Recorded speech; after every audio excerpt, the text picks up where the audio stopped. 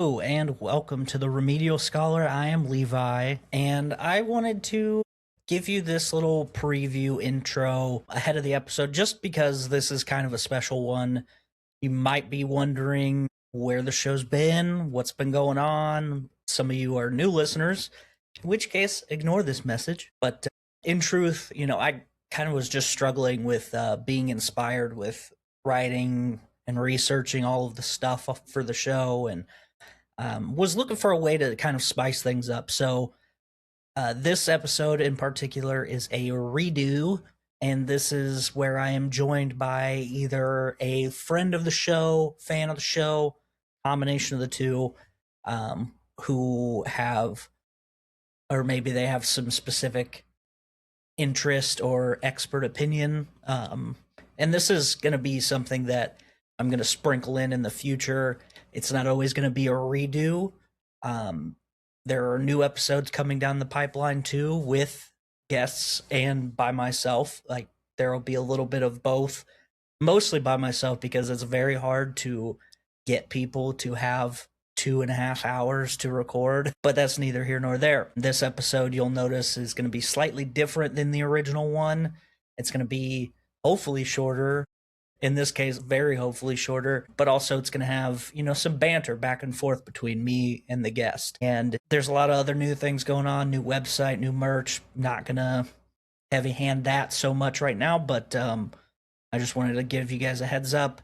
That's what this episode is. That's what a couple of them are going to be. And without further ado, I give you the redo of Jack the Ripper. That's ancient history. I feel I was denied critical, need to know information. Belongs in a museum, bro.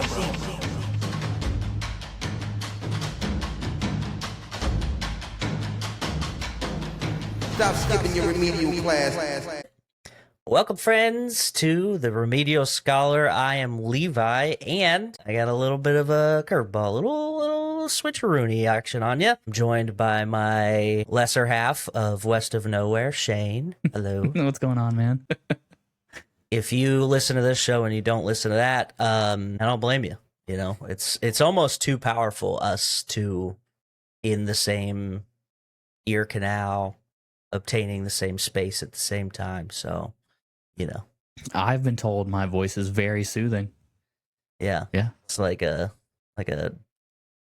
little bit of honey when you got a sore throat, just it just fixes everything. If you are new to the show, thank you for joining me. We are going to be going through a topic that I've already covered, but this is a different version because this is like Taylor Swift, Taylor's version. I'm trying something different, so Shane's version.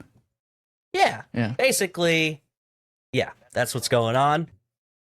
We have a pretty, I hesitate to use the word fun. It's a pretty intense story and also one of the most famous ones, but there's a lot of minutia that people don't understand or know about Jack the Ripper. Obviously, it's Jack the Ripper. If you clicked on this, you saw that. But yeah, it's kind of like the birth of the true crime genre in a way. And we'll find more about that out in a little bit. But the game plan is I'm going to say some stuff, and then Shane, as is tradition, is going to be my laughing guy in the background. What? That's crazy. your sounding board. Yeah, no, but please feel free to ask questions along the way, because chances are if you have questions, then people listening are going to have questions. And, you're no Victorian true crime expert by any means. Yeah, not at all. You just play one on TV. So that being said, this is what we're going to do. We're going to go through the setting of these crimes, look at the socioeconomic mess that is the East End of London, how newspapers made things worse and also weirder in a way. Then we're going to walk through the victims. We're not going to walk through them. We're going to go through them one by one, though. You get it. And the investigation and suspects. And, trying to keep it respectful, but we are a couple wild boys, so anything is possible. Yeah. Are you ready there, fella? I'm ready, dude. Learn Okay. Yeah, learn you. So what do you know about Jack the Ripper? Let's just start there. me. Let's see. I know obviously he was a very prolific serial killer in London in like the 1800s. Correct. Okay. And then I know that there was a lot of rumors that surrounded him as far as being. I think the most popular one was that he was actually a doctor. Right. And that he killed and maimed prostitutes essentially. Yeah. Do you know why they think he was a doctor? Because of like the surgical accuracy that he like removed organs and stuff from the bodies. Dang, look at you go. Look at you. All learnificated already. You don't even need me. Did you know that Jack the Ripper might have hated women? I mean, I could guess that. Yeah, well, that was news to me. I was reading all this and I'm like, I don't know. This guy seems to not particularly enjoy hanging out with women, but so that is one big thing about him. Also, another thing about him is that he was pretty well versed in the neighborhood. Well, not neighborhood, the district in which he was killing, the Whitechapel district, which is in London's East End. It in the 1800s especially was just a maze of alleyways and shops, and basically if you ever played like Assassin's Creed Unity, it's kind of like that except for less French, but pretty close time period.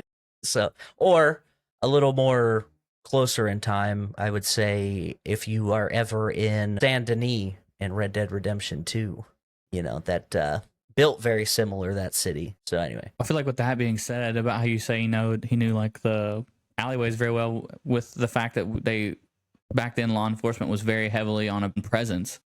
Yeah, there's got to be a rumor that he was a cop too. Oh, okay. Well, I haven't heard that one particularly. We can look into that. So London's East End specifically, it wasn't just a labyrinth, it was also pretty destitute and also completely chock full of people. By 1888, London itself was just overpopulated. It was an old Middle Ages town that had, walls for protecting against the Vikings when they showed up and whatnot, and the population had grown so large that they had to start expanding the city past these walls. It had around 1 million in population in 1801. Wow. And by 1901, that was up to 7 million, which is insane, right? And it was all sorts of different things. There's a lot of immigration from fleeing from famine, persecution, a lot of poor laborers from different countries kind of coming around, or even neighboring English cities and stuff. So London, being a very populous place, had a lot of jobs, a lot of factory stuff, a lot of people just trying to survive, and a lot of them ended up in the East End. Yeah, so there's not a whole lot of planning in this area or in the city in general. Not a lot of sanitation, pretty messy and dirty and downtrodden, I guess. Whitechapel itself had 4 times the city's average population density, which is insane. It had over 180 people per acre, and most of these people lived in lodging houses. Are you familiar with that? I mean, I would assume it's something similar to what we would now call hotels, except for probably just a house that they would rent the individual rooms out to people. Yeah, okay. So they were mostly like apartment buildings, and you would get a all access. What do they call when in your apartments bathroom and bedroom are in the same room? Studio, like a flat, yeah, studio, yeah. Yeah, this is just like very jam packed. They didn't have bathrooms in there either, but so most of the people lived in these, and then they were also on a night to night basis. So if you didn't have money by the time the sun went down, you didn't get to stay there, which also kind of puts a lot of flux into how people were able to live there. And I mentioned that there's a lot of people coming there for jobs. Well, that's because they had a job market, but when more people show up for jobs, tends to dry up when that many people show up. So women would be cleaning houses or be sewing in sweatshops. Some would like find flowers and sell them. And a lot of these would be older or sick women. And then the ones who weren't ended up in sex work because that's the only thing they really had to do. Outside of that, that's the one thing you can always sell, basically. Prostitution at the time, not illegal, which is kind of crazy to think about. Proper London, but everything about prostitution was kind of illegal. It was illegal to solicit people, to loiter, and to be public disorder, basically. So they would arrest them not for engaging in prostitution, but for anything that they needed to do to find Johns, which is, I mean, at that point, just make it illegal, you know? It's kind of fucked up.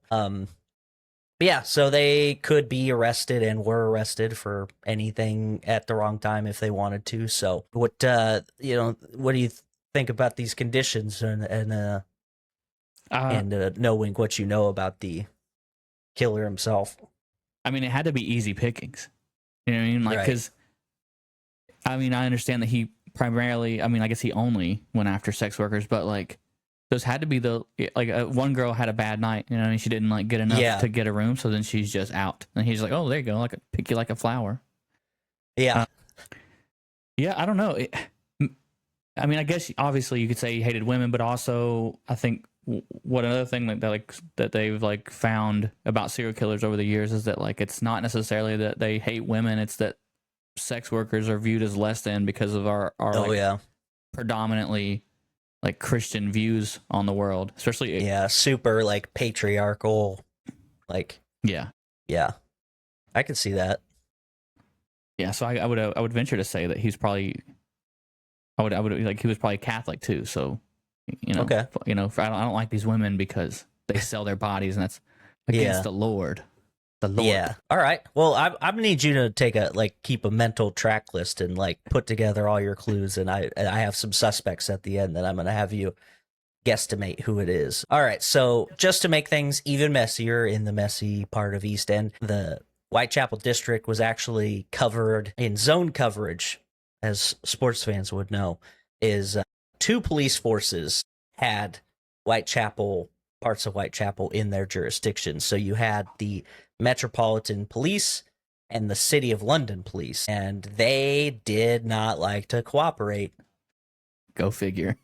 Yeah, so this kind of reminds me of the Zodiac killings in the 60s, very much the same, where the San Francisco PD and all the small towns in the areas near where his victims were found would like never share information because they all wanted to be the guy, that caught him, and their ego over cooperation is not ideal when there is a serial killer on the loose. So all of this, poverty, overcrowding, bad policing, desperation, it is not really just a backdrop. It's kind of what allowed Jack the Ripper to thrive in the way he did. He didn't kill in the shadows. He was born in them. It's actually Bane. How did we miss it? Yeah, so with that, we enter the story, the winding alleys, the dimly lit lodging houses, and the first of the 5 canonical victims known as the Canonical 5. We have Mary Ann Polly Nichols, and she was 43 at the time of her death.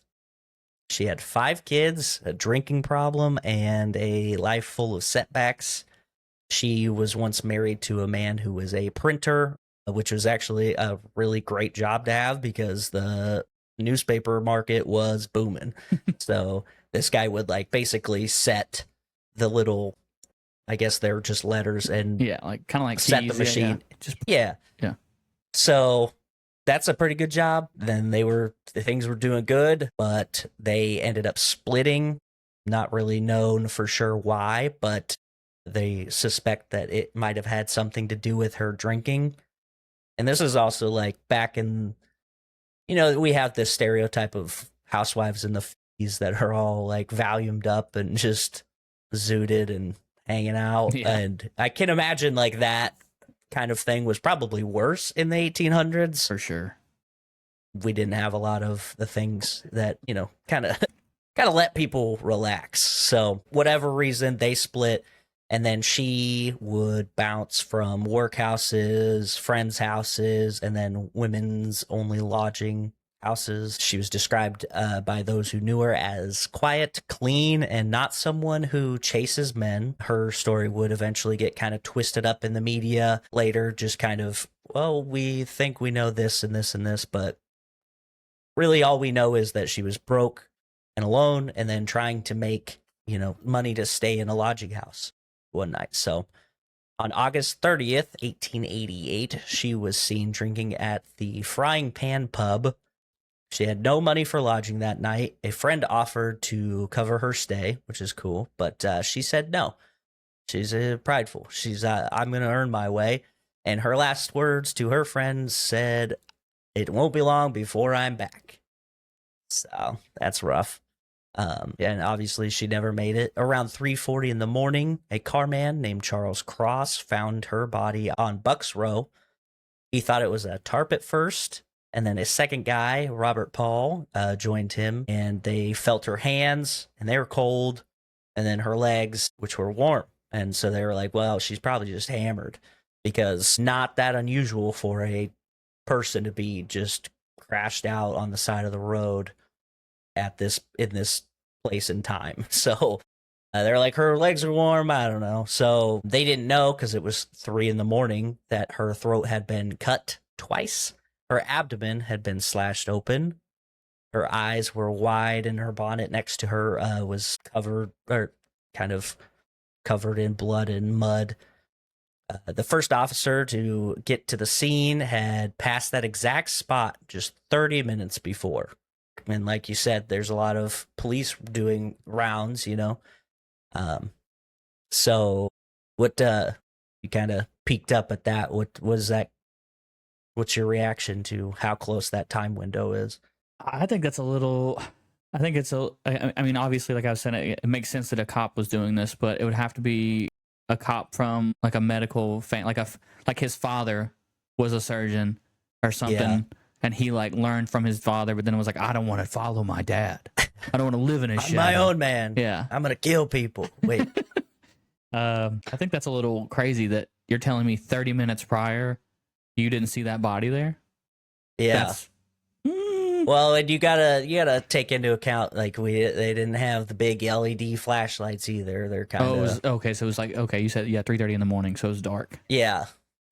So if he just happened to not look at that side of the street when he came down, as opposed to, because they're kind of walking and doing this move with the lantern, they're kind of going back and forth.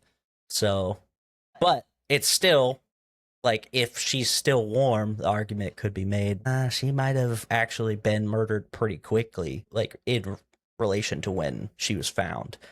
So yeah, they found her and they took her body to the mortuary, and that's where they realized the full extent of her injuries.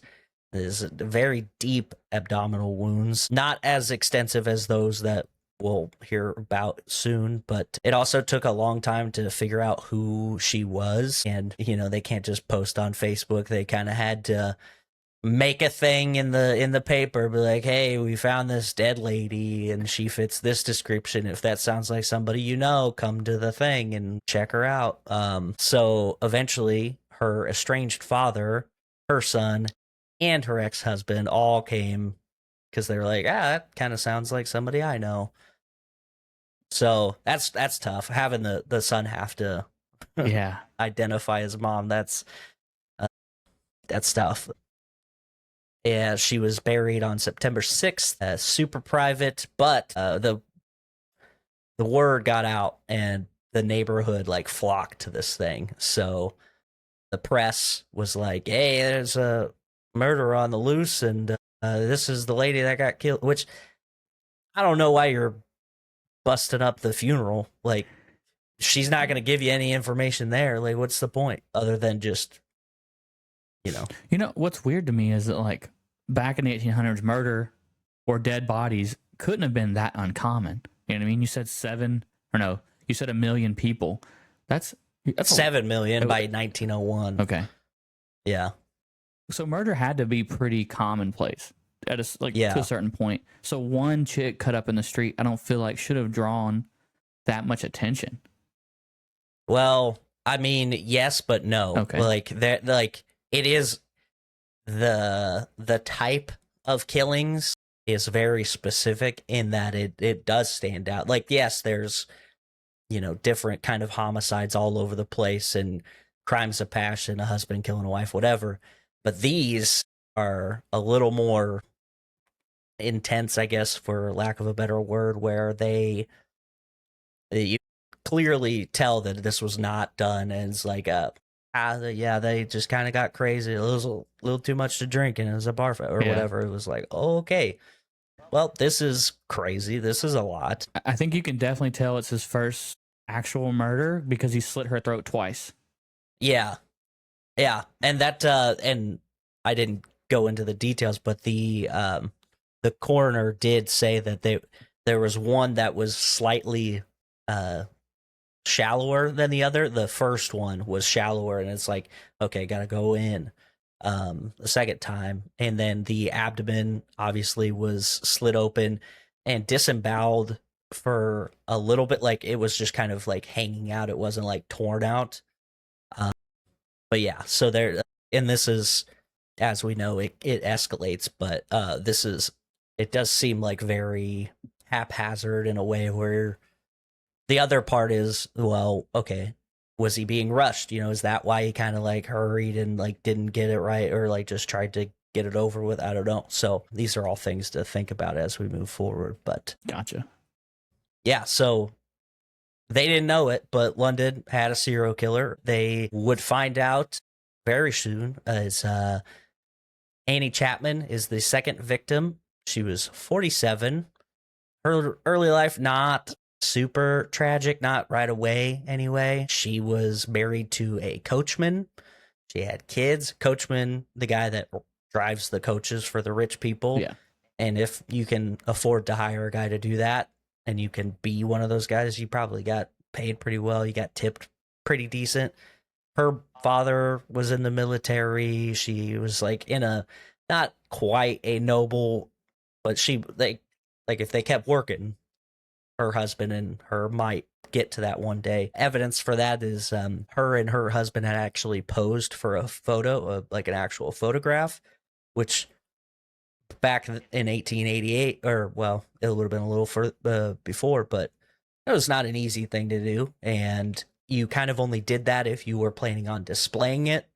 And if you were planning on displaying it, that meant you were going to be hosting people, which meant you were trying to be affluent, right? Yeah. So definitely had ideas of upward mobility, but things did not pan out that way. One of their children died of meningitis, and then another one was institutionalized. It doesn't really say for what. And then her and her husband separated, but he was paying her an allowance. So, which, you know, kind of also speaks to how close they were to kind of being super wealthy. Is like he can afford to just pay his wife after they're separate and kind of pay for her living. Unfortunately, he died of liver disease on Christmas Day in 1886. So now she has no stipend, no money to speak of, and her own health declining. She had tuberculosis, a lot of that going around at that time, and possibly syphilis, also a lot of that going around, especially in that work. So she started to crochet. She would sell flowers, like I talked about earlier. And on occasion, you know, offer her body to, and it was usually to people that she was not, I don't know, I hesitate to use the word friends, but familiar with. It wasn't like strangers. She was like, hey, you know, a pretty woman situation kind of thing. A man named Ted Stanley, who may or may not have been a boyfriend of Type's, would pay for her lodging many nights, but it was still pretty difficult for her. On September 7th, she was seen sick and bruised from a recent fight with another woman. Oh, damn. Over a bar of soap. So that's the kind of like just wealth disparity we got going on. These people are fighting over soap. Yeah, she was pale, tired, and it was said that she hadn't eaten, which being pale and tired, obviously, she's got tuberculosis, like she's not doing so hot. In the early hours of September 8th, she told the deputy at her lodging house that she'd be back with money for her bed. And she took off. She walked around kind of in the downtown area, and then last seen at 5:30 a.m. with a man in Hanbury Street, and witnesses heard a woman say no, and then a loud thud against a fence. And then, coincidentally, her body was found in that very same backyard. So that was probably her getting murdered, and that's kind of a crazy thing to be like, yeah, I heard this lady say no. And then the next day, this lady got murdered. So, like, how do you think that person felt? Like,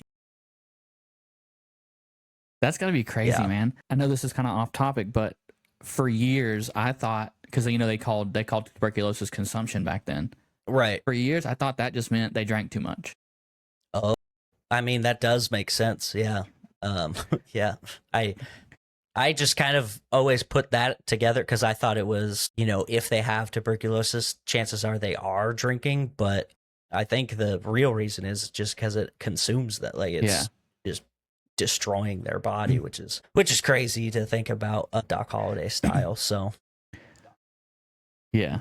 There and was also, yeah. Oh, go ahead. I was going to say, and then to talk about, like, because you said syphilis, she could have possibly had syphilis. That is a terrifying disease. Like, it makes you crazy and your body, like, deteriorates also. So I can only imagine having tuberculosis and syphilis. You're just literally coming apart at the seams. Just going through it. But yeah, go ahead, sorry. Yeah, I was just going to say there was another, like, after this had happened and after they found the body, more people kind of showed up and were like, hey, yeah, I actually heard some stuff. I'd seen her earlier, and she was seen with a man, and the man was heard saying, will you? And she said yes. And then, like, that was around the time that she was last seen. So that is before the no, but that I forgot to add that detail in. But yeah, the guy who heard her say no was a guy named Albert Kaddish. And he lived, so if you think about it as like an apartment that has a backyard adjoining to another one, he lived up, and this, where she was found, was down on the bottom, like down some stairs, and then on the other side of a fence, right? Like I don't know, not a partition, but like a privacy fence almost. Yeah. So he assumed that the thud was actually wood being moved around next door because he lived next door to a packing business that was ran by a woman. Okay, fair enough. So a car man at 6 a.m. lives in a flat nearby, arrives, finds her body, reports it up the chain, finds the nearest patrolling cop, and very similar thing. Her throat had been cut. Her abdomen was actually opened wider, and her intestines were pulled out and then placed over her shoulder. Yeah. And then her uterus had been removed entirely. Okay. So, yeah. And again, we have a very tight window because she was supposedly seen at 5:30 talking to some guy, right? Damn. And that's a little bit before this guy heard that no sound and the thud. And then her body wasn't found until 6 a.m. So we got another tight window. Yeah. So, and then we got to go into the precision of the thing because, like, to go in very early morning circumstances, it's going to be dark still. I mean, 5:30 in England in the fall, I can't imagine it's going to be very bright. Yeah. Yeah. So you got that window, and it's dark, and he's just pulling stuff out, like, with precision. Like, he straight up removed the uterus without really being able to see much, I have to imagine. Yeah. You have to, you would probably, I would imagine, like, I would think that the thud is, she said no, she went to walk away, he pushed her, she hit the fence, and then as she hit the fence and was, like, kind of, like, shocked, he slit her throat. Yeah. Like, it had to have been that fast. Like, once she bounced off the wall and she was just kind of like in shock for a second is when he cut her throat, because you don't hear anything else. Right. And if you get your throat cut, you can't really make a whole lot of sounds. Yeah. Like interestingly enough, so when her body was found, she was her head was towards the house. She was facing upwards. She had a handkerchief around her neck that she was wearing already. Her face and hands are covered in blood, but her hands are raised up and her palms facing upward to her face or neck, which made the investigators think that she might have struggled at a moment, or maybe at the very least tried to like stop the bleeding of her throat. Which makes me think of that Tom Hardy movie. You know what I'm talking about? They're like moonshine runners, and he gets his throat cut, and he's... Dude, that's such a good movie because Shia LaBeouf's in it too. It's his younger brother. Yeah. I can't remember the name though. That's fine. Yeah, so the mortician gives kind of a pretty similar thing to what I said. You know, the legs also, I forgot to mention, they're kind of drawn up, like up and bent like this almost, I suppose. Her face was swollen. She got in a fight earlier that day. And what else? There was... the incisions through her skin were jagged. So it wasn't just like straight. It was like sawed into almost. Yeah, which is also brutal. Let's see. There was... okay, never mind that. I'm thinking of a different one. So she was taken to a and I forgot to mention this, but the lady before, these like, I don't know, busy workers that work at the mortuary got rid of the clothes and like washed the body down like as if it was just another dead person, like prepping them to go in the thing, which ruined all of the evidence, right? Like there's no way we could tell anything. And this time they're like, all right, nobody touch her. And then it happened again. So it was not great. This is no real, I don't know, evidence protection to say, but they think that at this point that they believe that she was killed with super very sharp knives, the kinds that you make that are used in like surgery or post-mortem, butcher tools to a certain extent, and then leatherworking.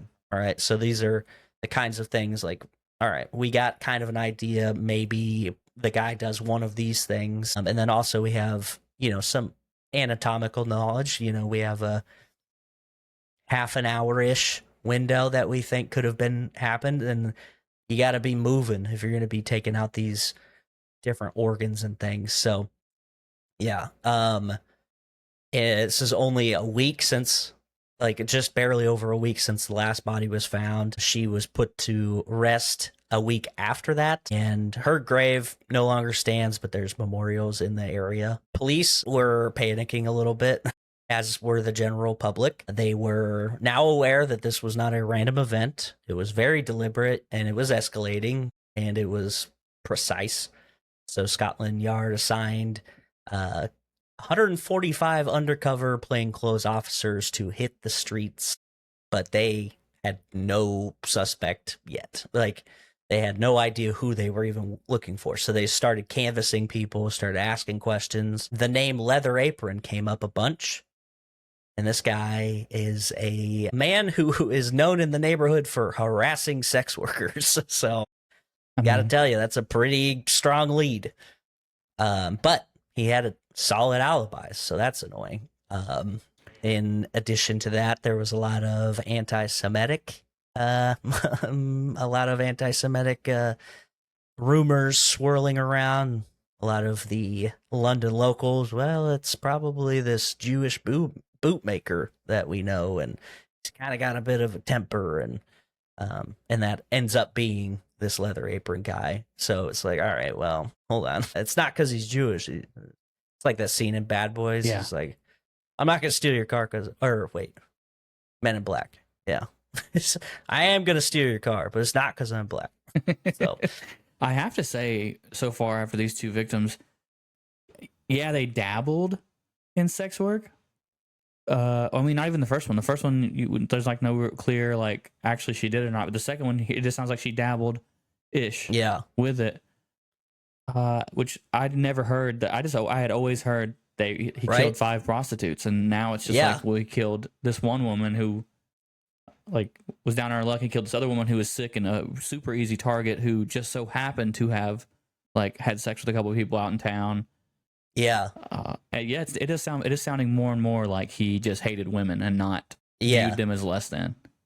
Yeah. And I'm glad you called attention to that, because like I mentioned it with Polly Nichols, the first victim. She like they started to spin the story into, well, she's this prostitute and all she's doing is hanging around looking for money and selling her body, and it's like, okay, well, what do we really have to go off of that? And then that's kind of a theme where it just kind of gets more and more thrown around, and also given the context of the areas, like, is this really prostitution, or is this kind of just the way people had to survive? Like it's like it becomes this very murky, nuanced thing. But yeah, so there's a little bit of a gap between that murder and the next one, asterisk.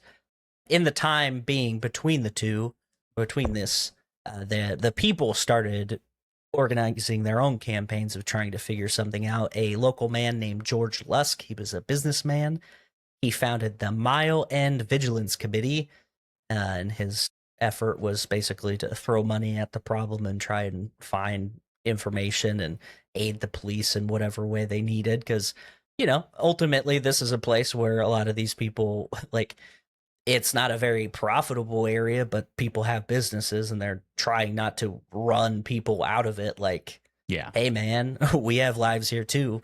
So yeah, that was a big push. There was also a thing that started to happen where some letters started to show up, and these letters, there was a lot of them, and there's a couple that people bring up in Jack the Ripper, but not all of them are very, like, there's a lot of people just messing around with the papers and things. This one letter showed up on September 27th, and here this is what it says. It says, "Dear boss, I keep hearing the police have caught me, but they won't fix me just yet.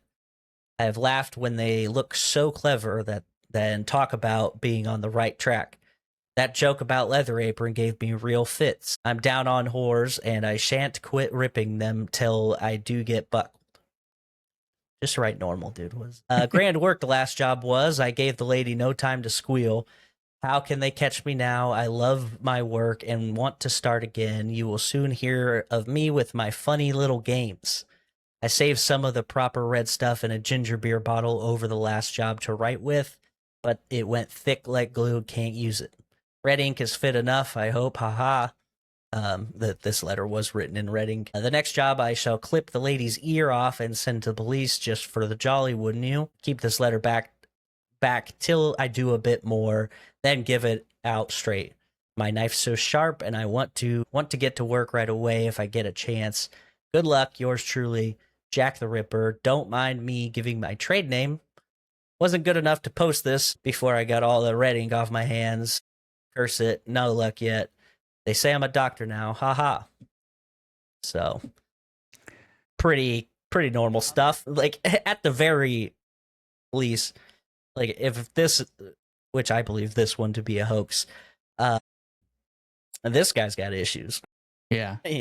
And a lot of these letters did, like, in modern times, where people were able to find out that a large portion of them were written by the people from the newspapers to sell more papers. Oh, wow. Which is kind of wild. So, I mean, I was going to say, ahead. so what was the time period between the first and the second murder? So the first one, she was found, what was it, on like the 2nd of September, or she was killed on the 30th of August, found on the morning of the 1st, and then the second one was killed on the 7th and found on the 8th. And then you said there was a longer time period between the second and the third one. So I think what happened was when that cop talked about how he walked there 30 minutes prior, he got interrupted. Yeah. Which is why he never got to pull out whatever maybe, I don't know, whatever he pulls out in the future, but why he didn't pull any organs out all the way, because he got interrupted.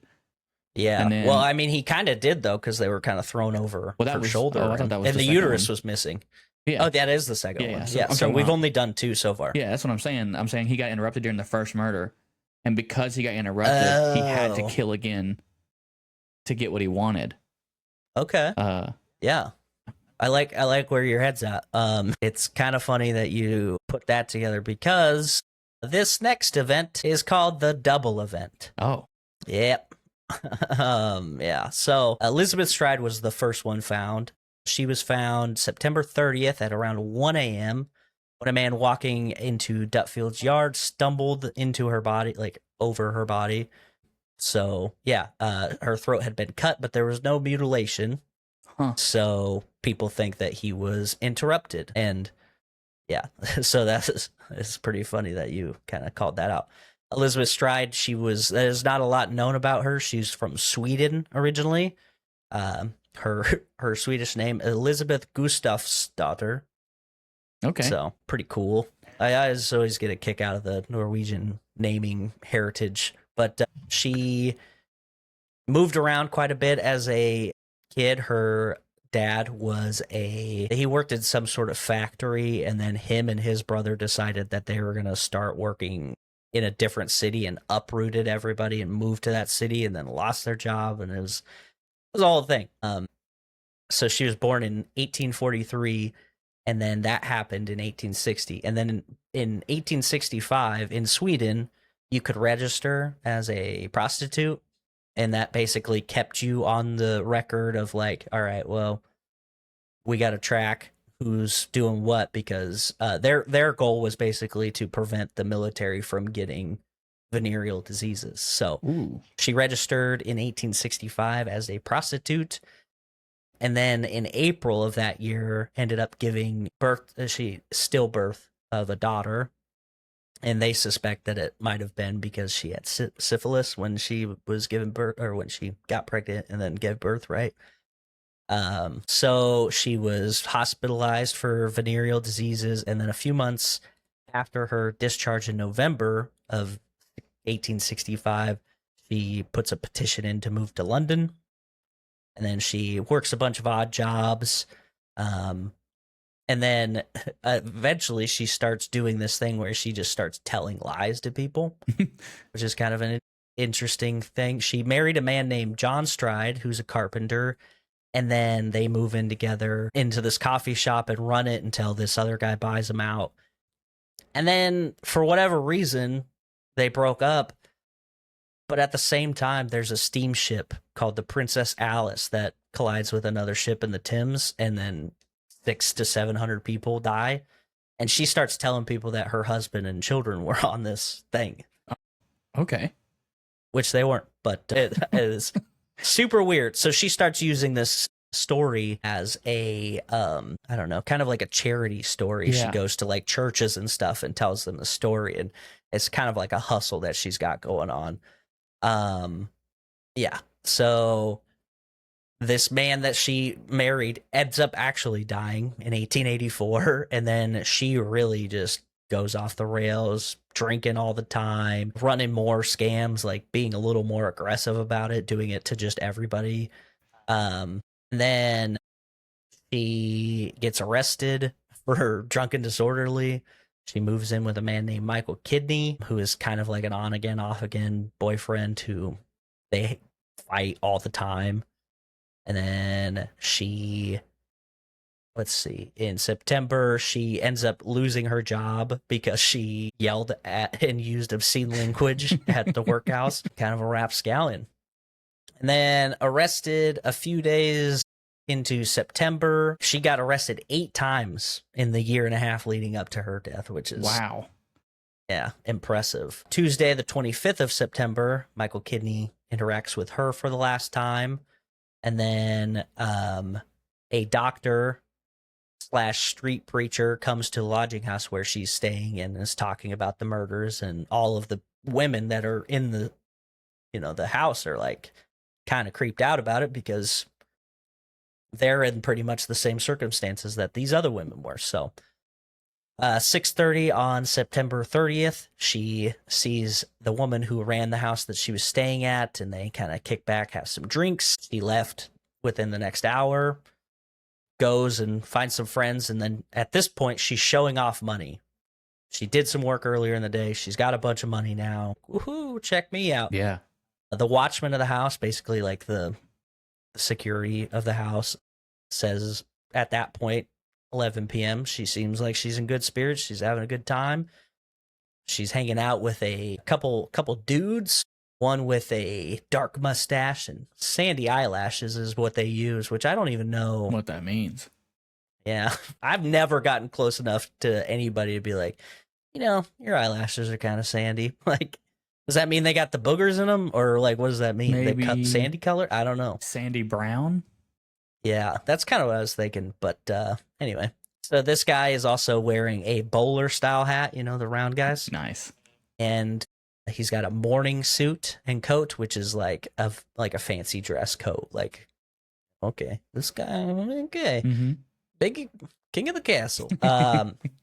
Was also raining pretty heavily, and these two were seen making out in the doorway. Nice. Making out in front of bars. Who does that? That's crazy. Only rapscallions make out in front of bars.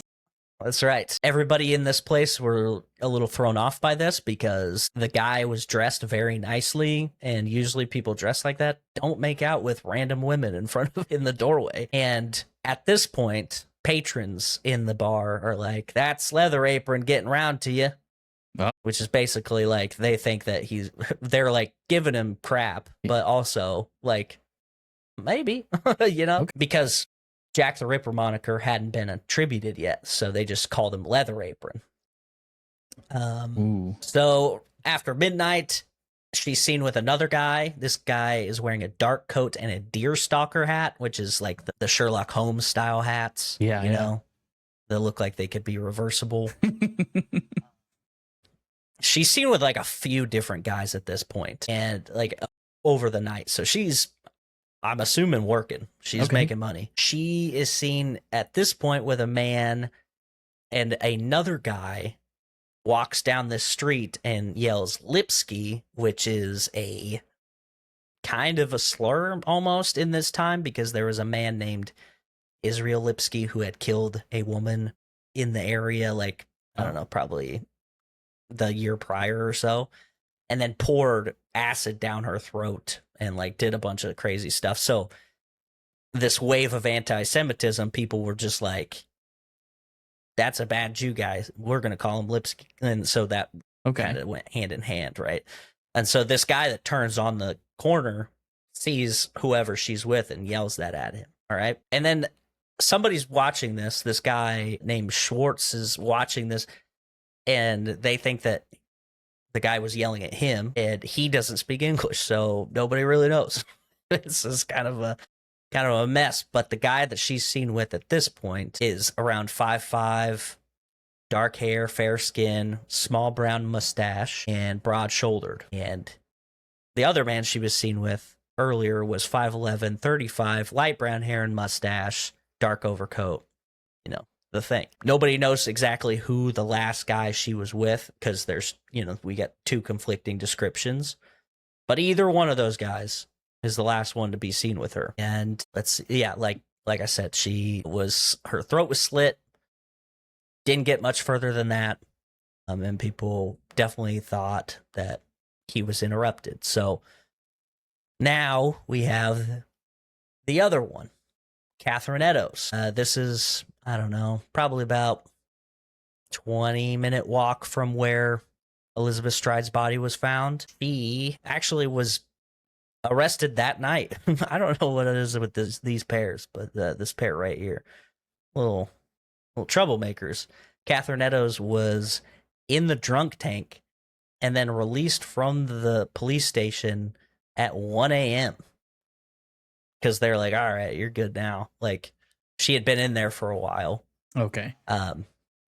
So I find that crazy that she was like, man, if you would have just stayed in that drunk tank, you would have been alive still. Like, well, not still, but I mean, my mind probably goes to there's probably like a huge drinking problem, in that time period. And so probably at 1 a.m. they were like, you seem the most sober We need We got to room. make room. Yeah. Yeah, that's a good point. Catherine, also known as Kate Kelly Eddowes, born in 1842. All these women are kind of around the same age also, which is interesting. Her family was pretty normal. Her dad was a cook, her mother was a cook. Her dad was a tin worker, and they all lived in London for most of the time. She got married at 21 with a Royal Irish Army guy. Is a pensioner, which is basically he's retired. Okay. Essentially, they would sell books about this guy's exploits.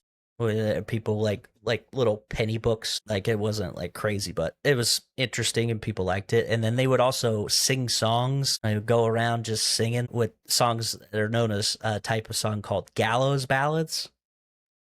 Okay. They had 3 children together, but they never got married. And then they split up in 1881. She moved into a lodging house, met a man named John Kelly, and that's kind of who she spent most of her time with, on and again, off again, as for the rest of the time. She's described as having sober habits, whatever that means. And the deputy at the lodging house that she stayed at, nor John Kelly, her boyfriend type guy, ever knew that she was selling her body. So that's kind of interesting. John Kelly did state that she sometimes drank too much, but not very frequently or habitually. Yeah. So then that makes sense. The sober habits, like she wasn't one to like tie one on very often. Yeah. So, but it's also kind of interesting because she was in a drunk tank, like, so maybe she didn't drink that much comparatively, but I don't know. I don't know how they gauge this. They were kind of working odd jobs and then came into town in London at the end of the harvest season. They ran out of odd jobs out in the fields outside of town. Really basically just got to town on September 28th and looking for lodging houses. They went to one that they were familiar with. Yeah, she is then found at 8 p.m. That night, or the night before, surrounded by people. She's just passed out, drunk. And the cop that walks up is like, does anybody know who she is? Nobody does. So that's why they take her to the drunk tank, into Bishopsgate Station, put in the drunk tank at around 8:30-ish. At 8:45, she's conscious, ask her name, and she says nothing. So she's not being super cooperative at this point.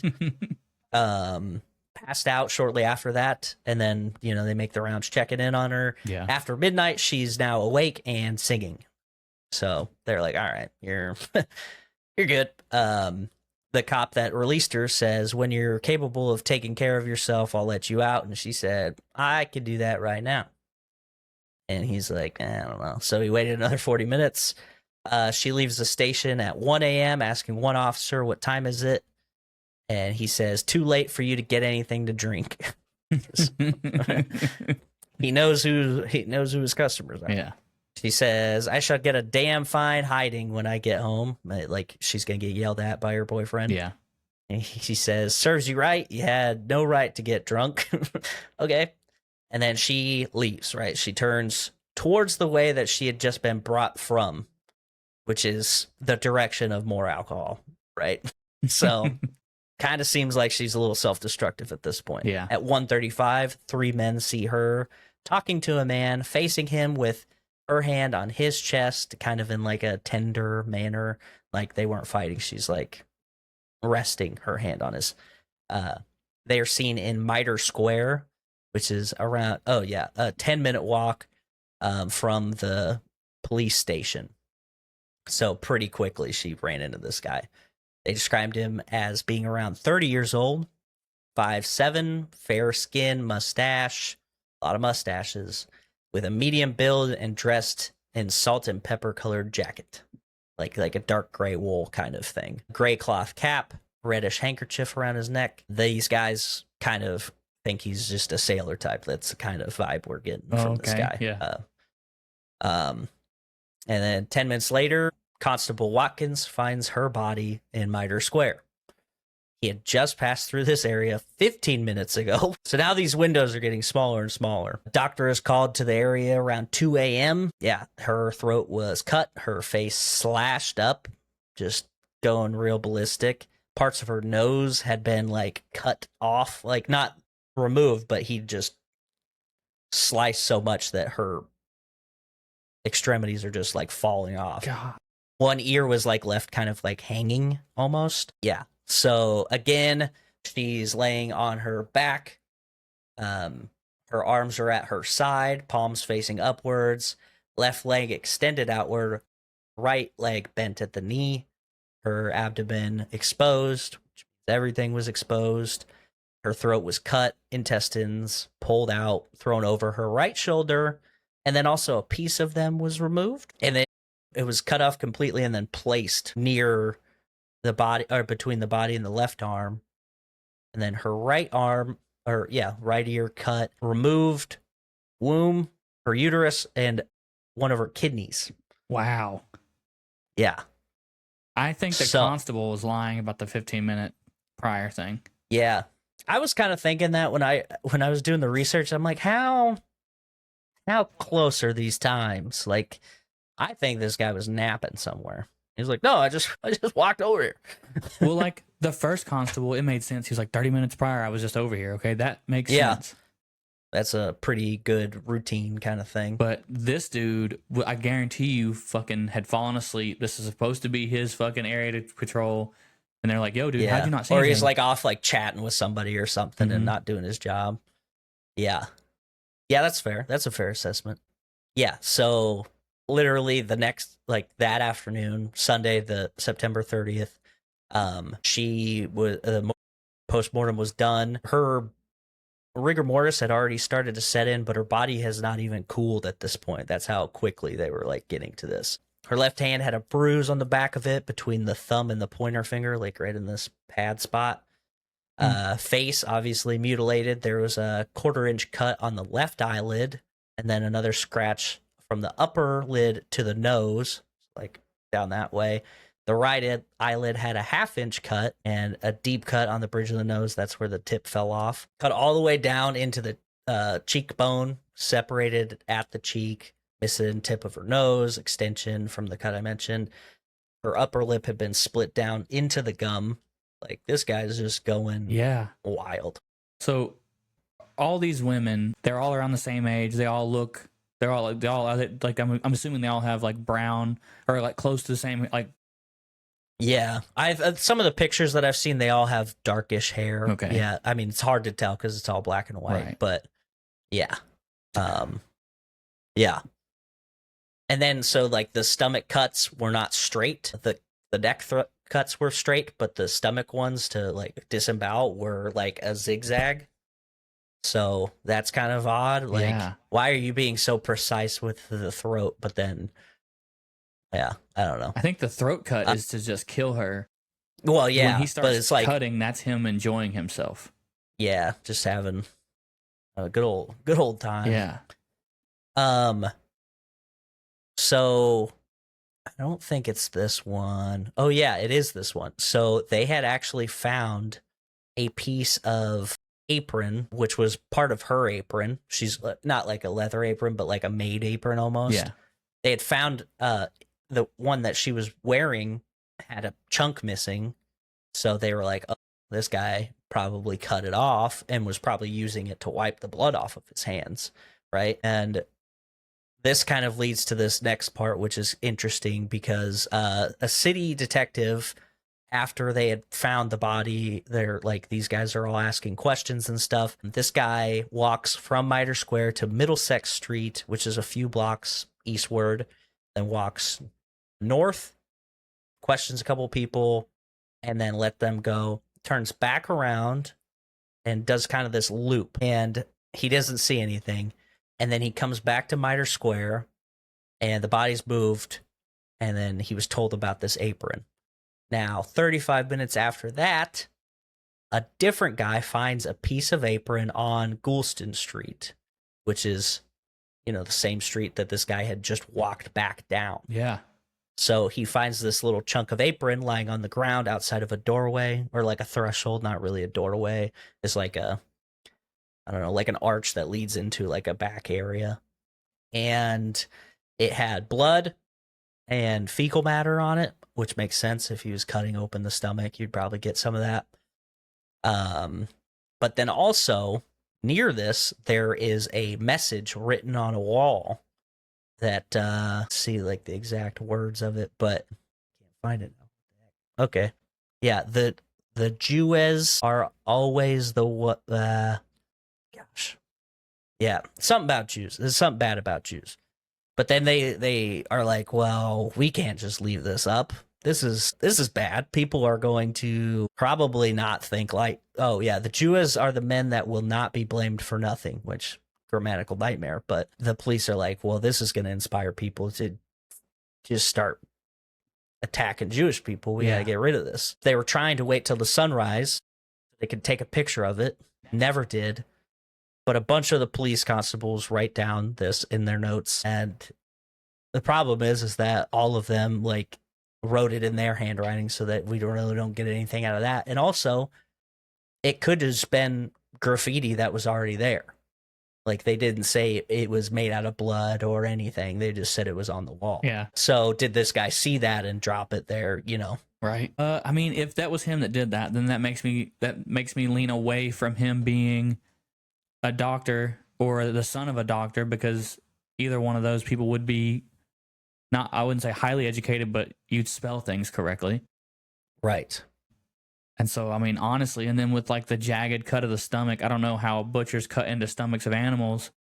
Not like that, but it could play into, you know, the just crazy satisfaction that the guy was getting out of it too. Like, Yeah. well, I don't want, like, maybe he thought he had enough time to not be as quick and precise as he wanted to be, or like needed to be. Mm-hmm. Yeah. So pretty interesting so far. We got, you know, they didn't get a whole lot of information from that murder either. So it's like, okay, well, all right, well, we're just taking all the information we got. So 2 people killed the same night, relatively close in distance, within 20 minutes or so on foot. The fallout of this is about as you'd expect. People collectively are like, okay, this is not great. We got a problem. Because, like, it's not quite, it's not as small as a neighborhood, but it's not like a huge city that we're talking. This is a district. Like, this is a tiny area comparatively, and people are just getting slaughtered. Yeah. So 2 women killed, the police not getting any closer to catching anybody. Spoiler alert, they never did. But they are now getting more and more letters, and there's the Dear Boss one that I read earlier.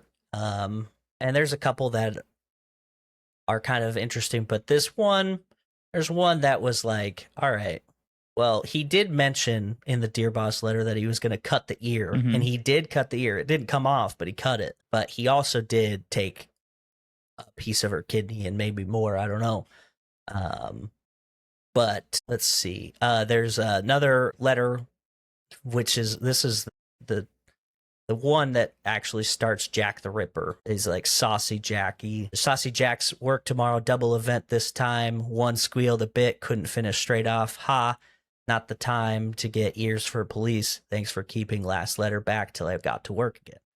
So it's like, okay, well, maybe these letters are legit. I don't know. But there's one that I found to be probably if there's only one that's written by the actual killer, it's this one. It's creepy. The handwriting is even creepy. I don't even know how he managed to do that, but it's got a vibe to it. So this one was mailed to George Lusk, who you might remember is the guy who started that committee, right, to find the killer, right? The businessman.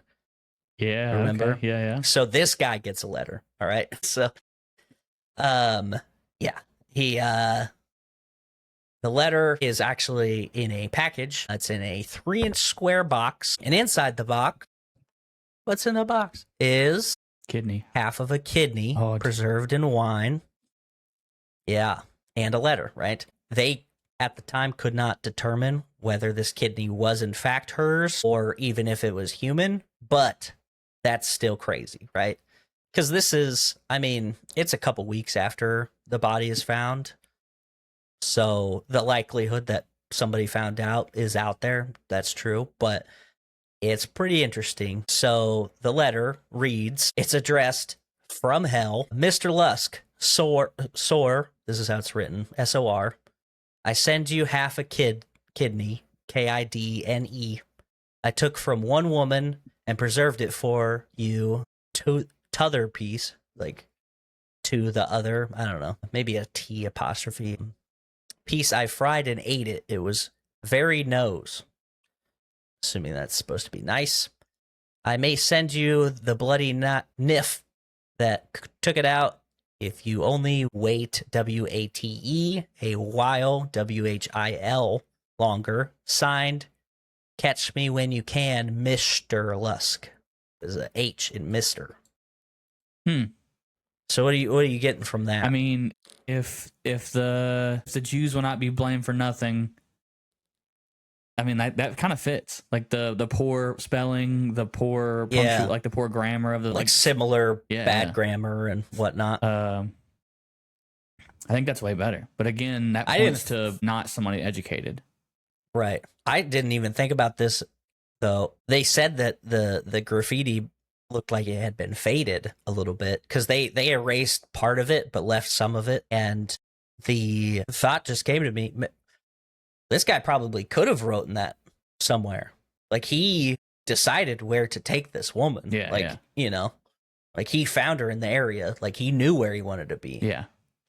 We don't know how long he was staking out these areas. Maybe he knew that patrol guy was going to sleep at that time. You know what I mean? Okay. Just adds a lot to it. But yeah, like I said, this letter is super creepy. The handwriting, very distinguished. It's like got this angular cursive, which is weird because cursive is nice and flowy. Yeah. Very sharp. Okay. Which reads to me as just a evil thing. I don't know. Yeah. And then between that and all of the spelling errors, it kind of keyed me into something. But yeah, so that's the end of the letters, but that is a big part of the fueling of the true crime, as it were, right? Okay. I have a theory. Okay. Based off so far what we've went over. Okay, I think theory time. I think that he is a Jewish man who, because like you said, there was a lot of anti-Semitic stuff going on. He was courting a girl who was probably around the same body type and like whatever as the woman he's already killed. Okay. And she turned him down because her family didn't approve of her being with a Jew. Ooh. Okay. And so he's like, well, no women can have anybody then. Yeah. Well, he would just see women that looked like her and be like, and just like fly off the handle. Just like, I'm gonna get you, lady. I'm gonna come back at nighttime, mess you up. Okay, so do you think he was like in the moment just seeing these women, or do you think maybe he was like doing a little bit of light stalking? I think he stalked these women for sure. Yeah. That's kind of what I was thinking, is like he had to have been keeping an eye on things in general, like just to how like quickly he navigated, if the times are correct. Like, well, the timing is articulated by like 3 different people who had nothing to do with each other. So it's like, okay, well, that one is less than 30 minutes. That's crazy. Yeah. That's like, that's intense. So, yeah, this double event kicked things into an even higher gear. People are losing their minds. And it's also kind of got this weird thing where now the wealthy are like, what's going on down here? And they're like reading all these stories. And so it's like almost fashionable to talk about. So they get to like live this like, ooh, that's scary, but I'm not in danger because I don't leave the house, you know, whatever. And then you have the anti-Semitism going on, like anti-immigration thing going on at the time. Like, so it's a Jew. Well, it's an immigrant. It's whatever. Like whatever I, as a group, don't like, you know, that's what we're going to blame it as. So yeah, the media coverage just continues to get crazy. People are now shifting from newspapers to like little, I don't know, like little novellas, like little quick reads. Yeah. And people are like doing fictionalized versions of all these things. And this is like an entertainment thing now, like I said, for the wealthy. And, you know, it's also kind of illuminating though, because you're seeing how horrible the conditions are in this place. That's like, you know, like a mile or two away, you know, so it does also kind of give them a little perspective of how good they got it too, which is interesting. But now we have another lull, right, between events again. She was found on September 30th, and the next one doesn't happen until November 8th. In the meantime, the police are going crazy trying to figure out what's going on. They end up interviewing over 2,000 people. They double, triple their efforts on like non-uniformed people. They had 80 arrests in that time, but none of them stuck. The city police and the vigilance committee, fronted by the George Lusk guy, put out £500 as a reward, which at the time, pretty substantial amount, especially for these destitute people.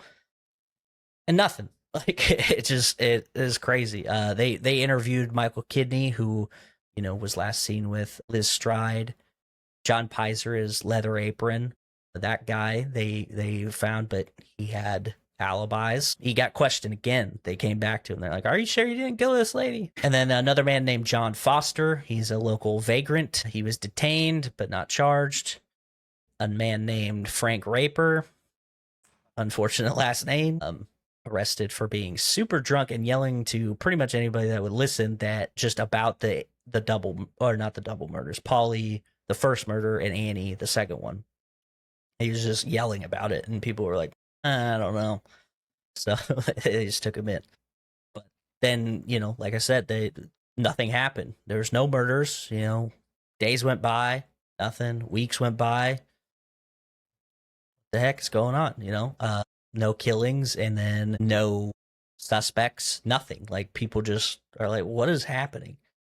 The police distributed 80,000 leaflets around the area, and all of that, nobody got anywhere close.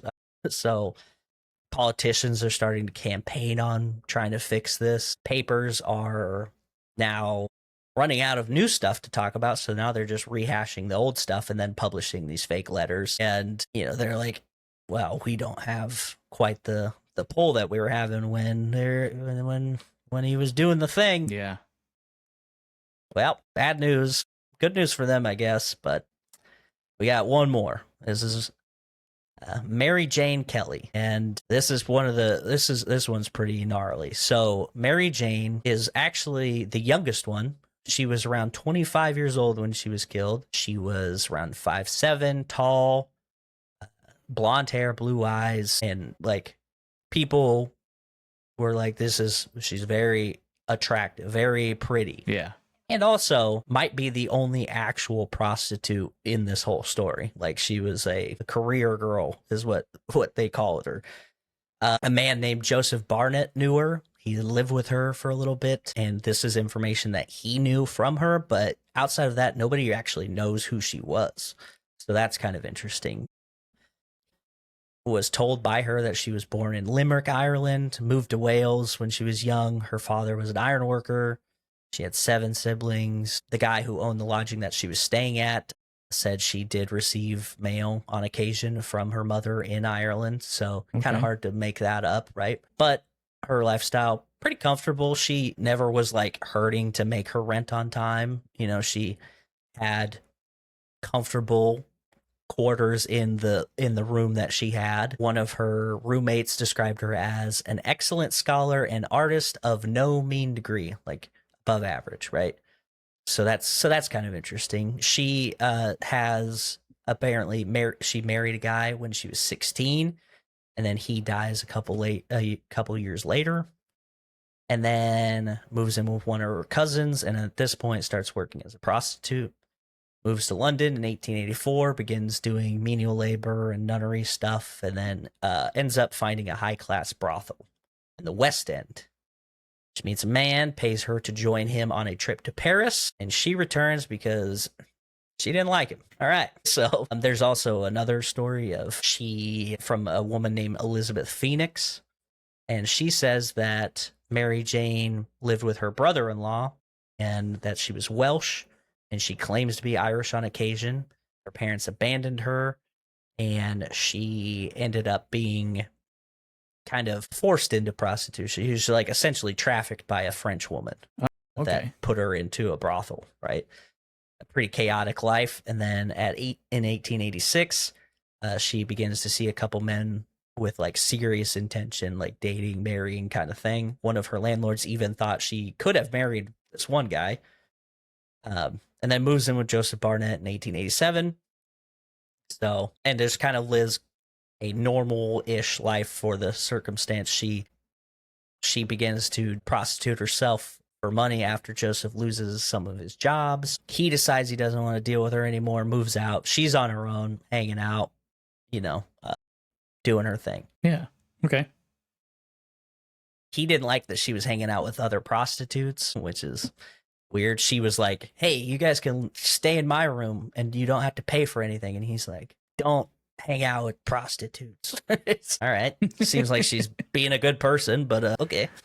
Yeah. So she is seen on the night of November 8th she sees Joseph. She goes out with some of her friends, a woman named Lizzie, who absolutely loved this lady, described her as basically saintly. She was always taking care of people. 8 p.m., Joseph leaves. Mary is drinking with a young man who has a dark mustache and is dressed respectable. And then by 11, she is hammered. It says she's very drunk by 11 p.m. Next scene at 11:45 by a woman who lives in the same area. She is seen walking with a man who is described as stout, mid-30s, blotchy face, wispy mustache. Oh, man. He's got a lame mustache. And a bowler-style hat. Yeah, okay. Bowler again. A woman, yeah, bowler. It was pretty fashionable at the time. Yeah. The woman passes the pair offering good night to Mary Kelly, who responds in a drunken slur, "Good night, I'm going to sing." So, all right. She goes, and then she started singing. At 12:30, she is still singing, and a woman who lives nearby wants to go give her a piece of her mind. Hey, shut up. And then the woman's husband is like, "Yeah, just leave her alone, man. She's got enough troubles," which I think is cool. At 1 a.m., it begins to rain. The neighbor from earlier passes her room, Mary's room, and can still hear her singing, and sees a light in the room from like the fireplace or whatever. A.m., she asks a man for some money. He declines as he had already spent it. And then Mary says, "Well, I'm going to go find some." That man, George Hitchinson, walks past a different guy and then didn't think about that guy until he saw him again, this time talking to Mary. This man places his hand on Kelly's shoulders, says something which causes Kelly to burst into laughter, and then the man laughs, and she says, "All right." And the man says, "You'll be all right for what I have told you?" Which I assume is like, "You down with that?" Yeah, yeah. And then puts his arm around Kelly, and they walk away. And then the guy, Hutchinson, that's seen them, notices the man is carrying a small bundle or pack of sorts. They pass under a street lamp, gets a good look at this guy. He's pale, light mustache, edges curled up, fancy boy, dark hair, dark eyes, bushy eyebrows. And Hutchinson he says that this guy is of Jewish appearance. So do with that information what you will. He had a soft felt hat, which is essentially like a top hat, casual top hat. Okay. Or could be also a bowler style hat.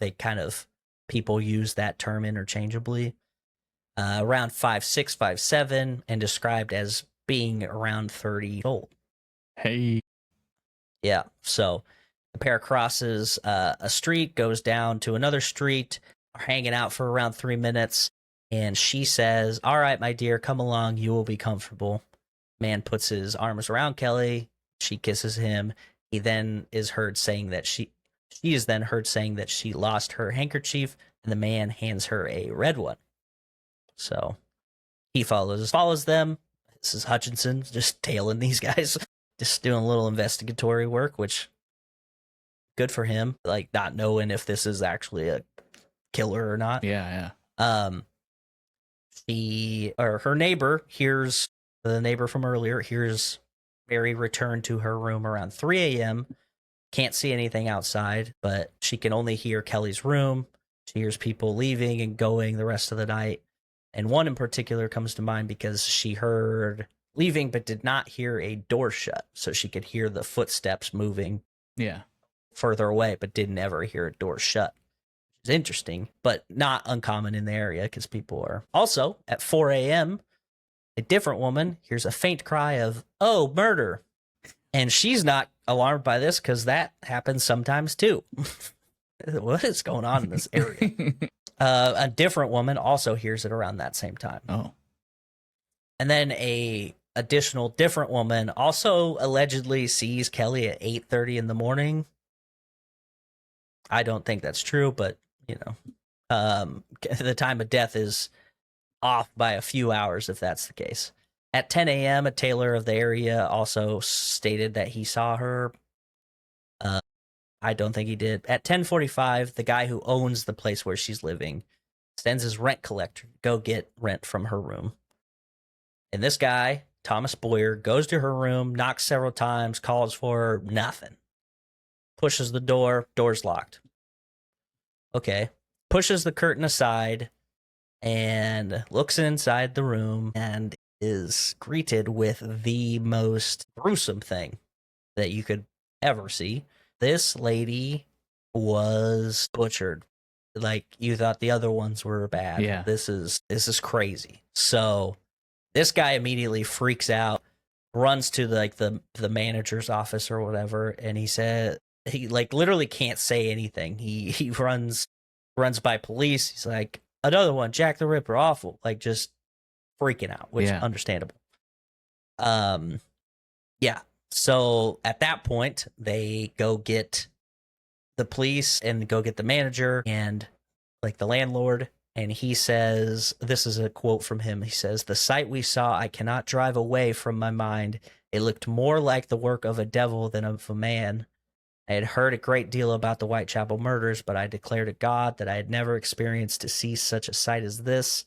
The whole scene is more than I can describe. I hope I may never see such a sight again." And then another guy says, this is in a memoir, 50 years later, that he's recalling this details. He says, "As my thoughts go back to Miller's Court, what happened there, the old nausea, indignation, and horror overwhelm me still. My mental picture of it remains as shockingly clear as though it were yesterday. No savage could have been more barbaric. No wild animal could have done anything so horrifying." 50 years in the future, this guy's like, still see it clear as day. So her room is around 12 feet by 8 feet in, that's the dimensions. Obviously, it's like all encompassing. She's got her bedroom in there. She's got like some nightstands, a little table, a little fireplace even. No sign of a struggle. No weapon found. And also, her clothes were folded up neatly and placed on a chair, and then her boots were in front of the fireplace, like as if to dry them off. Yeah. Like something burnt in the fire, but it had been burnt so far that they couldn't figure out what it was. The guy to perform the autopsy, he is a more distinguished surgeon. They were like, we got to get a good doctor out here because this is crazy. So she was laying in the middle of the bed, obviously not wearing anything. Shoulders were flat, but the body was slightly inclined to the left side of the bed. Her head was turned on the left side. Her left arm crossed to the front of her body. Her right arm slightly outward, legs spread apart, and then 90-degree bends from the hip. And then a more obtuse angle on the other side. Entire abdomen emptied. Her breasts removed. Wow. Arms slashed in varying means, and her face attacked with a knife repeatedly, beyond recognition. Joseph Barnett, her boyfriend, ex-boyfriend, was only able to identify her by her eyes and ears. That's horrible. God. Her neck had been cut so violently that there were visible sections showing bone and like gouges in the vertebrae. Her internal organs had been placed in various places, just kind of all over the room, uterus and kidneys, and one breast under her head, the other breast next to her right foot, her liver between her feet, intestines on the right side, and the spleen on the left. Sections of her stomach had been removed, lay on the table. Sections of her thigh, like skin from her thigh, just draped over stuff. Yeah, there was a pool of blood underneath the bed around 2 square feet. The wall to the right of the bed had a spray of blood. So basically, like as if he slashed that way, right? Her eyes, or her nose, cheeks, eyebrows, and part of her ears had been removed. Lips had been sliced, eyelids sliced, neck gouges, all of this, right?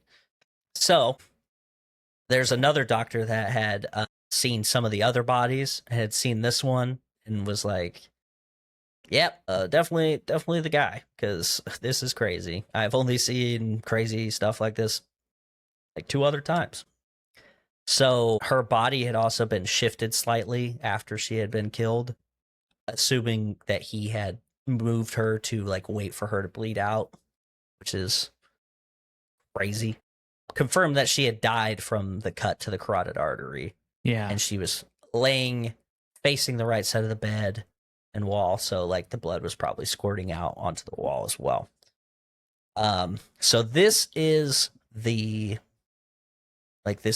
magnum opus of Jack the Ripper's work, right? This is what he wanted to do probably the whole time. Yeah. He had time to do it, he had a room, nobody really to barge in. He had the door locked. He was kind of, most people are sleeping in that point. Yeah, like all of the organs are out. Her heart's missing. Like, just all of this stuff. Like, this is.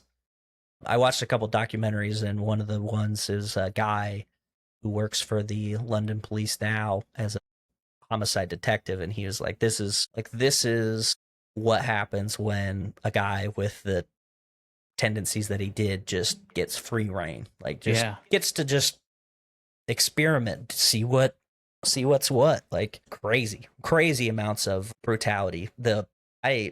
In research for this, looked up the pictures, and like, this is probably the only time that I've seen pictures like this that like caused like the knot in my throat.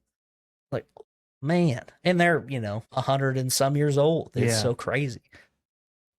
But yeah, so people found out about this pretty quickly, naturally so. It's insane. A lot of the newspapers had depictions sketched into them. People were like trying to depict it, because you can't really just put words to it to a certain extent. I mean, you can, but I think this is something that like really serves as like, this is crazy to see. You guys got to see this. You don't want to, but you got to. It got to the point to where even Queen Victoria herself told the Prime Minister to get East End under control. Like, this, as horrible as it was, also did finally inspire some change, right? They began to shift the East End and modernize it quite a bit, which is good, but so the biggest issue with the area is because it's so poverty stricken that the infrastructure really wasn't there. Yeah. So, there's not street lamps, right? There's a lot of really tight winding passages, a lot of like doors that go everywhere. And, this is like just a recipe for disaster. So they started putting up street lamps. They widened these passages. They even started like knocking down some overcrowded buildings to give it space. Mm-hmm. Like, yes, you're not going to be able to sleep there, but also we're trying to make this city safe for people. So in a weird way, this like kind of did improve things, but there's also a lot of mounting pressure from the people. They're like, hey man, this is crazy. Can we do something? Immediately after this murder, 300 people were questioned basically right away. Officers were going door to door, checking every room, every house in the area. The city and Metropolitan Police actually kind of coordinated a little bit, so that's good. because they had to, because the prime minister was like, get this done. Yeah. The queen's yelling at me. This is scary. Like I said, yeah, she was like, we got to make sure that this is not going to happen anymore. They were trying crazy stuff. They were trying optography. You know what that is? Mm-mm. You ever seen Wild Wild West? Yeah. With Will Smith? You remember when that guy's head gets cut off and they take a picture from his eyes? Oh, yeah. That's what that is. Oh. Like, that was a real thing that they tried. Didn't work super well, but, you know, they were like, hey, whatever, we can try, man. They're like calling witch doctors and doing all this crazy stuff just to get something. And still, nothing. This is like the no further where they were than where they started, right? Yeah. So that's the canonical five. I got some suspects for you. Okay. Are you ready for some suspects? I'm ready. This is in no particular order, all right? So this guy is Karl Feigenbaum. He's a German sailor who landed on the list mostly to a theory that emerged decades later. He was executed in the United States for murdering a woman. Someone claimed he might have also been Jack the Ripper. He was a traveler. He was a sailor, right? He was violent and had a general disregard for human life. But there's also no direct evidence putting him in Whitechapel at the time. And his crime in America doesn't quite match up with the Rippers either. So there's that. Next is James Maybrick. He's a cotton merchant living in Liverpool. He suddenly became a suspect in the 1990s when a supposed Ripper diary was discovered, filled with disturbing confessions, lurid details. For a moment, it kind of felt like, hey, we might have got things, but then some people were quick to make it say it's a hoax. There's also no record of this guy being in London at the time, so that kind of throws a hitch in it. Yeah. So this one's a little more interesting, though. Walter Sickert, he's a British painter. He's also kind of interesting because he was like obsessed with the Ripper murders. Like, this is kind of a first like fanfic kind of guy. And he's an artist. He's a painter. And he painted some scenes that are very eerily similar to some of the Ripper murders. He's got one that I don't think it's actually titled this, but it says Jack the Ripper's bedroom. But there's one where it's like a guy sitting on the edge of a bed and there's very clearly a dead prostitute behind him, like covered in blood. So like this guy was obsessed. Yeah. He's a true crime girly before that was a thing. But yeah, so people are like, okay, well, is he obsessed or is he actually the guy, right? Is he fascinated with it or is it, forensic, is it? So that's an interesting one. He also may have completed a painting in France at the time of the murders, but who knows? Like one of his like most famous paintings was painted like over the span of several of the murders, so it's like, all right, well. Next we have Francis Tumblety. He was an American quack doctor with a strange and unsettling obsession. He collected female anatomical specimens, including uteruses. He's also known for his misogynistic rants and was in London at the time of the murders. He was also arrested in November 1988. Unrelated to charges, but he had fled back to the United States after. So he was in the area, has somewhat of a motive, medical background, right? Yeah. And then we have the John Pizer, the leather apron guy, one of the first guys arrested, but numerous stories about him being mean to sex workers and also like angry about just everything, but he has alibis for most of the murders. So, all right. He had actually suffered a hernia at around the time, which would make it a little hard to murder people. Yeah. Yeah. But he was also kind of a scapegoat because he was Jewish and angry, and people were like, this guy sucks. Let's get him out of here. Montague John Druitt. That's the most British name I've ever seen. He's a school teacher and barrister, which is almost like a lawyer, right? Another name that floats to the top is he's Well, his timing's really what really ties him to it. He committed suicide in early December 1888, just after the final canonical murder. A senior officer even noted that Druitt was suspected by his own family, but he's also lives a decent distance away from Whitechapel. Was also full schedule wise with like legal sporting activities. You know, he's a lawyer. He's got a lot of stuff going on, and no history of violence. So, no evidence tying him together either. But all right, so then there's this guy Aaron Kosminski.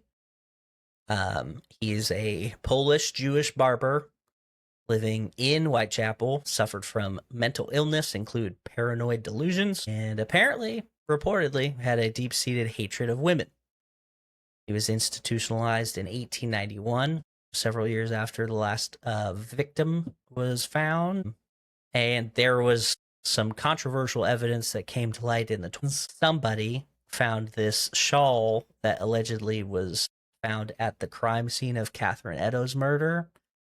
And then also said that there is loose DNA connection, not like the direct DNA, but you know, the one where it's like, you could have a relative that fits this, like that kind of DNA. Yeah.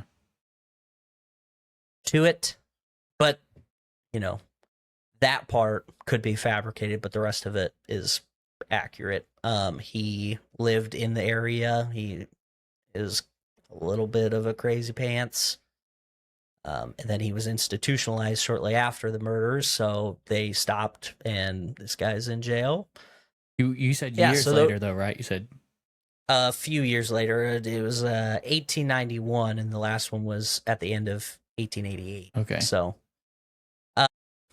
or it could just be somebody else. There's like people are like H.H. Holmes. So that's one. But yeah, we got any suspicions yet? I mean, I don't really feel like it's any of them. I really think that it was a butcher. Yeah. Somebody who had knife skills, but wouldn't necessarily be highly educated. Yeah. Yeah, I don't know. I don't think any of those guys really fit, and I don't think that it was that last guy who went into the home or got committed 3 years later, because none of the murders were like years. They were like what the farthest one was like weeks, right? It was like a month. Yeah. Okay. Yeah. Yeah, so I'm going to lay out what I think based on all of the stuff that I found while doing this. Okay. First thing is that, you know, there's so many people that people are trying to throw at this, and then it like none of them really fit 100%, which is kind of the fascination with this one, where it's like, okay, well, yeah, some of these are plausible, but it's like we don't have a smoking gun, and we're never gonna because it's so long ago. But in my research of this, I found a couple of videos done by a YouTube channel called Absolute Crime, and this is one of those documentaries I was talking to you about the guy. He's a homicide detective in London. Okay. And he's kind of looking at this from a modern detective perspective instead of like going with the information, just like looking at the facts. And it was very well done, very cool. And they talk about this thing called geoprofiling. Have you ever heard of that? Yeah, where like that's I wish you could see the map, but yeah, like you don't go more than, I forget how far it is from like where you live to do like to do the crimes. Correct. Yeah. So there's a couple different types of killers. You have a marauder or a commuter. And a commuter is somebody who travels to a different place, does killing, like several crimes, and then goes back, and then they travel to a completely different place, right? And then your marauder is kind of doing it in one isolated area. And the theory is that the marauder is going outward from where they live, and then, you know, hiding at home, doing whatever, and then they go outward again. And so they're always like, they're going to be grouped, but it's going to be grouped around a specific area. Yeah. And so they look at this in this video, and they talk about some of the things, and some of the other guys don't really have any kind of residency in the area.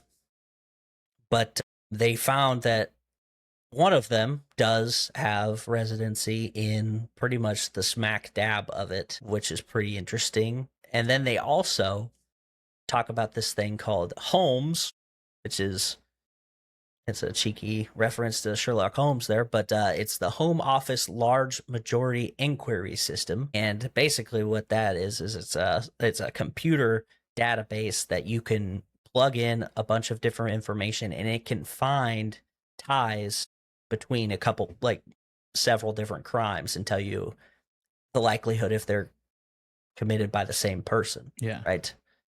So they did that, and they put all this stuff in there, and they actually included a bunch of murders that had happened in that time frame. There's 11 murders in Whitechapel from 1888 to 1891. They put them all in this thing. And the canonical five, obviously, were tied together. Yeah. That's for sure. But there was a sixth one that is not lumped together. And the computer said with a likely chance that this sixth victim is actually the first victim of Jack the Ripper. And it adds to that pattern of geoprofiling. And this lady is Martha Tabram, and she was killed on August 7th, 1888. She was killed in a very similar thing. She was killed in a brutal, frenzied manner, very excessive, a lot of stabbing, a lot of violence. She wasn't like circumstantial prostitution kind of thing, right? Similar in age. She was dark haired. She stabbed 39 times in the neck and torso, and then in her genital areas, and then posed also. She hadn't been disemboweled, but the key ingredients of the murders were there. So you have overkill, sexual violence, and staging. Okay. Right? Yep.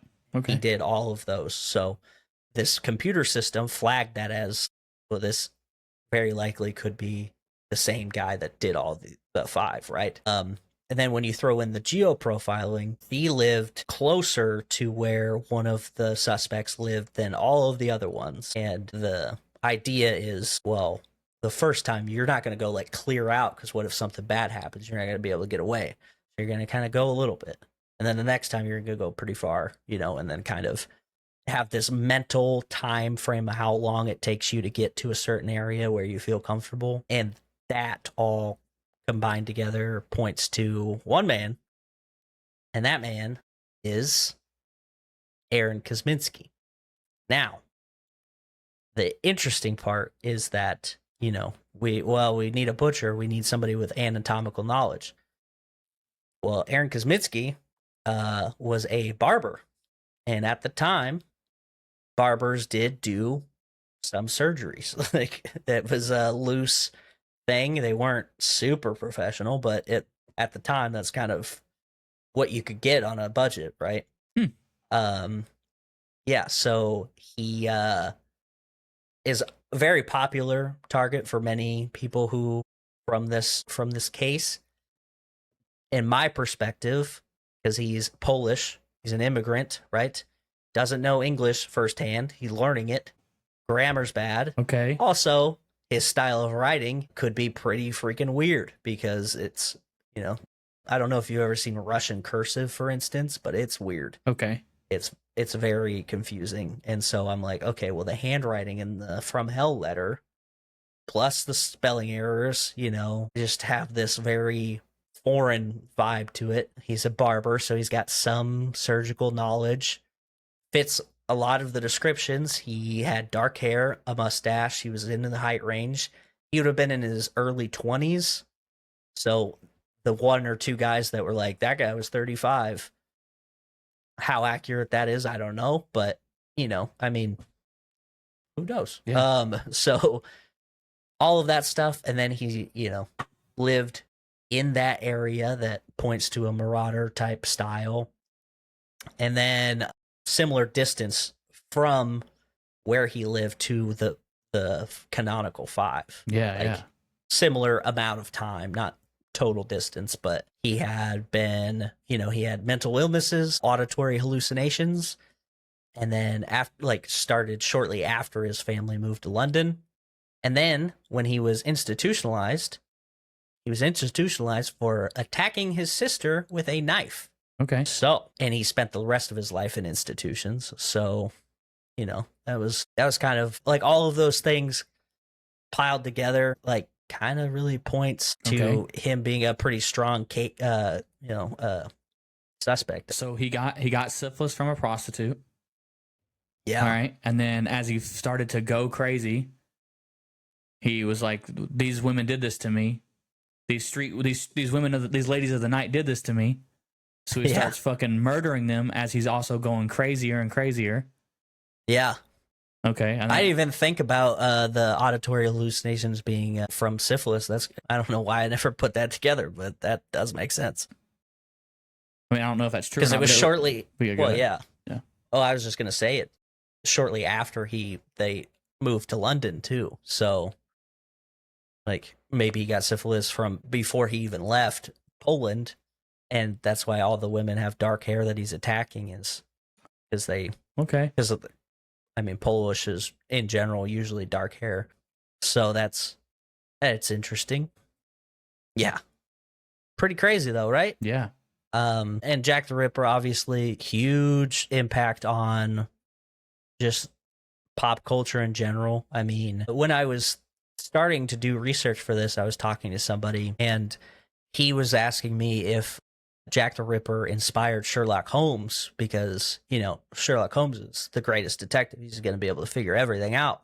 And so he was like, well, with people how scared they were, do you think they wrote that to combat that? And while Sherlock Holmes was first written before the murders, I think that the Ripper murders definitely like catapulted the popularity of it. Oh yeah, because people were now like fascinated with this crime stuff, and it like goes into literature and movies and all sorts of different stuff. Like there's a movie From Hell, which has got Johnny Depp. Yep, good movie. There's what is it? It's like when you buy a video game and they got extra stuff that you got to buy. Oh, like an add-on.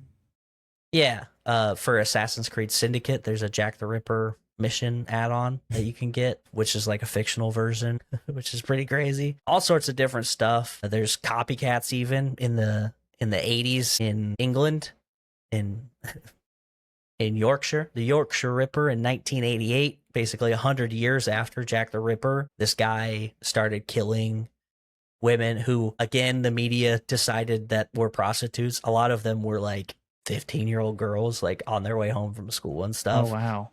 So it kind of becomes this like weird like copycat of the killer, but also the media is starting to do the same thing.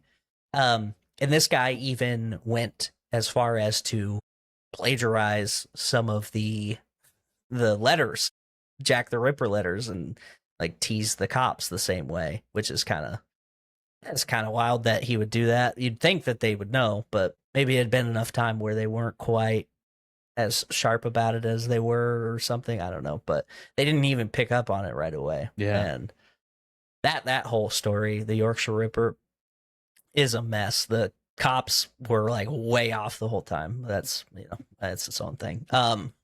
Yeah. So how do you feel? You feel like you learned a lot? Yeah, this was fun. Yeah. Well, I mean, not super fun, but you know, I mean, it's interesting. Like I learned a lot doing this, and I kind of went in with the same amount of knowledge that you did. You know, like okay, killed prostitutes and anatomical knowledge, and that's kind of it. And it was interesting to go through and find out so much about the crimes themselves, but also learning so much about the socioeconomic situations that this was really. I think that these murders only kind of happen in that. Like you don't get that. It's like almost the perfect storm of this stuff, right? Yeah. Do you think that? How do you feel about Martha Tabram being added to the list? Do you think that is close enough? I mean, I think it's possible. I think the first one was the very first one, if it fits, was a crime of passion. Yeah. Like it wasn't planned. Like he was just out, and he was like, this woman, for whatever reason, because we don't know who it was, he was like her, and he was just like in the moment, and I don't know what to do, you know, like I'm just here, I'm in like whatever, you know. And then with the second murder, if it fits with the first one, he was like, all right, I'm going to go out. I'm going to grab this woman and then I'm going to slit her throat, which is why he like cut her twice. Yeah. But then once he figured that out, like it was like it was I like got a system. Yeah. Yeah. He was like learning. That same documentary actually talks about that, because he talks about the modus operandi of like, okay, how a serial killer behaves. Typically, you don't see a big transition in how they're killing people. He's like, well, you won't really see a big transition in terms of like ultimately how the like in general terms how they're killed, but what you will see is a trend in they learned something. Yeah. So he stabbed this lady a bunch of times and then learned, hey, if I just slit their throat, then I can do whatever. Like, I don't have to worry about it, you know? Yeah. And so you have this pivot that makes sense. Like, it's a logical pivot. It's not, you know, I mean, and it's kind of like the same thing as the whole thing is like, not every one answer fits perfectly. Right. You know, it's not a puzzle piece that fits everything, but it, like a lot of these things, when you kind of take them into context, it does start to like fit vaguely. But yeah, so that's the story of Jack the Ripper. Thanks for joining me on this little experiment here, fella. Yeah, dude, thanks for having me, man. Yeah.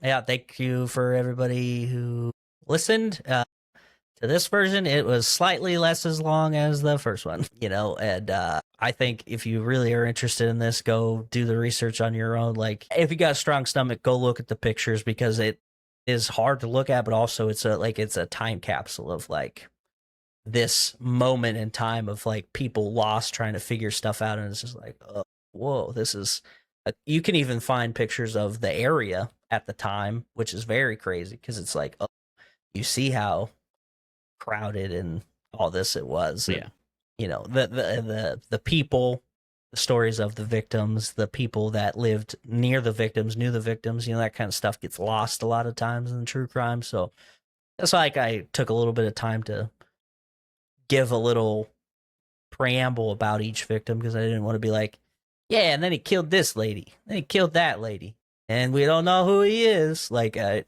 feel like that's not the way to do it, and I don't do a lot of true crime in general anyway. But anyway, that's all I have for you guys today. Check out all the stuff in the description, friends of the show. If you like hearing me and Shane talk, there's another show you could listen to where we talk about crazy news stuff. It's called The West of Nowhere. It's a KNOWHERE. And yeah, and then all the other friends of the show are in the description. And remember, keep questioning the past. The future will thank you. Bye.